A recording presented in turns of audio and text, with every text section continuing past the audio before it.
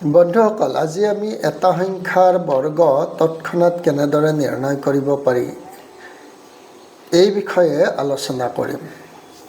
ধৰা হ'ল 1512 সংখ্যাটোৰ আমি বৰ্গ নিৰ্ণয় কৰিব লাগে।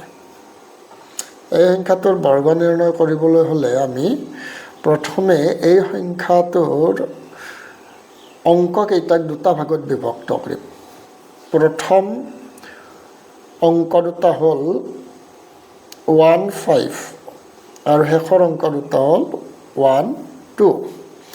এতিয়া শেষৰ অংক দুটাৰে গঠিত সংখ্যাটোৰ অৰ্থাৎ 12ৰ আমি বৰ্গ নিৰ্ণয় কৰিম। 12ৰ বৰ্গ 144। 144ৰ আমি 44 লিখিম। 1 হাতে জমা থাকিল। এতিয়া আমি 12 আৰু 15ৰ পূৰণফল নিৰ্ণয় কৰিম। 12 আৰু 15ৰ পূৰণফল হ'ব 180। তাৰ দুগুণ ল'ম। 180ৰ দুগুণ 360 আৰু হাতত জমা আছিল 361 হ'ব। 361ৰ আমি 61 লিখিম। 61 হাতত থাকিব 3। এতিয়া আমি প্ৰথম অংক দুটাৰে গঠিত সংখ্যা অৰ্থাৎ 15ৰ বৰ্গ নিৰ্ণয় কৰিম। 15ৰ বৰ্গ হ'ব 225 আৰু হাতত জমা আছিল 3। 225 যোগ 3 228। 228টো আমি লিখি দিম।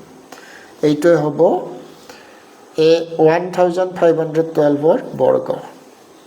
ঠিক সেইদৰে আমি আন এটা সংখ্যা উদাহৰণস্বৰূপে ল'ব পাৰোঁ। ধৰা হ'ল 121ৰ আমি বৰ্গ নিৰ্ণয় কৰিব লাগে। এতিয়া এই 121 সংখ্যাটোৰ অংক দুটাক আমি দুটা ভাগত বিভক্ত কৰিম। শেষৰ অংকটো 1 আৰু প্ৰথমৰ অংক দুটা হ'ল 1 2। এতিয়া শেষৰ অংকটোৰে গঠিত সংখ্যা 1ৰ বৰ্গ হ'ল 1। এতিয়া 1 আৰু এই 12 এই দুটাৰ গুণফল হ'ব 12 গুণ 12। তাৰ দুগুণ ল'ম। 12 দুগুণ 24। 24ৰ আমি 4 লিখিম। এতিয়া আমি এই প্ৰথম অংক দুটাৰে গঠিত সংখ্যা অৰ্থাৎ 12ৰ বৰ্গ ল'ম। 12ৰ বৰ্গ হ'ব 144। 144 আৰু হাতত 2 আছিল 146 হ'ব। এইটোৱে হ'ব 121ৰ বৰ্গ।